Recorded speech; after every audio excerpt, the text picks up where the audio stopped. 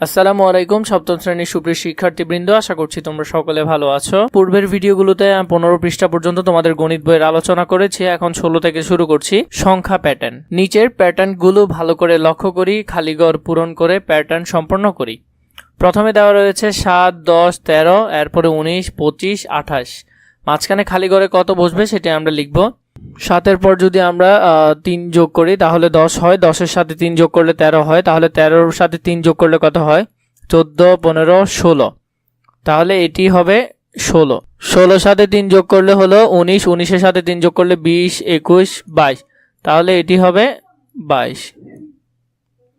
22-এর সাথে 3 যোগ করলে 25, 25-এর সাথে 3 যোগ করলে 28, 28-এর সাথে যদি 3 যোগ করো তাহলে 28, 29, 30, 31। তাহলে এখানে হবে 31। এরপর দেখো 2 নম্বরটি দেখো 18, 20, এরপরে খালি ঘর দেওয়া রয়েছে 26, 28। তাহলে আমরা 18 আর 20-এর মধ্যে পার্থক্য দেখছি কত? 2 এর পার্থক্য।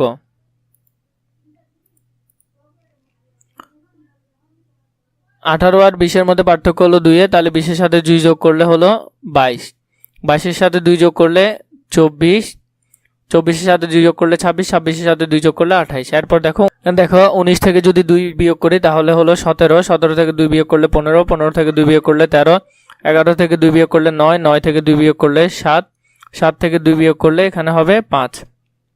এরপর দেখো 2 এর সাথে 2 যোগ করলে 4, 4-এর সাথে 2 যোগ করলে 6, 6-এর সাথে 2 যোগ করলে 8, 8-এর সাথে 2 যোগ করলে 10, 10-এর সাথে 2 যোগ করলে 14, 14-এর সাথে 2 যোগ করলে 16।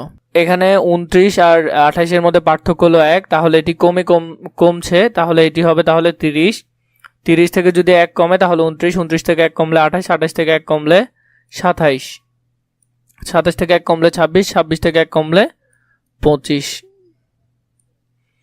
এরপরে দেখো এখানে 35-এর সাথে 5 যোগ করলে 40, 40-এর সাথে 5 যোগ করলে 45, 45-এর সাথে 5 যোগ করলে 50।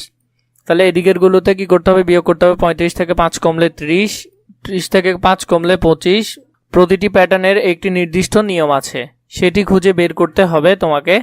1 নম্বর প্যাটার্নের নিয়ম ছিল +3, কারণ প্রত্যেক ক্ষেত্রেই 3 করে বৃদ্ধি পাচ্ছিল। 1 নম্বর দেখো 1 নম্বর প্যাটার্নের নিয়মটি কিভাবে বের করা যায় তা নিয়ে সহপাঠীদের মধ্যে আলোচনা করবে। এরপর 2 নম্বর দেখো উপরের অন্যান্য প্যাটার্নগুলোর নিয়ম খুঁজে বের করি এবং খালি ঘরের সবটা আমরা পূরণ করি, খালি ঘরটা আমরা পূরণ করি। 3 নম্বরটা দেখো ইচ্ছে মতো প্যাটার্ন তৈরি করে তা নিয়ে সহপাঠীদের সঙ্গে আলোচনা করি। এরপরে একটি দেখো 5টি ভিন্ন প্যাটার্ন তৈরি করি যেখানে প্রতিটি ক্ষেত্রে নিয়ম হবে +3। তাহলে আমরা একটা প্যাটার্ন তৈরি করব। তাহলে দেখো আমরা যদি একটা প্যাটার্ন তৈরি করি তাহলে 5টা ভিন্ন প্যাটার্ন।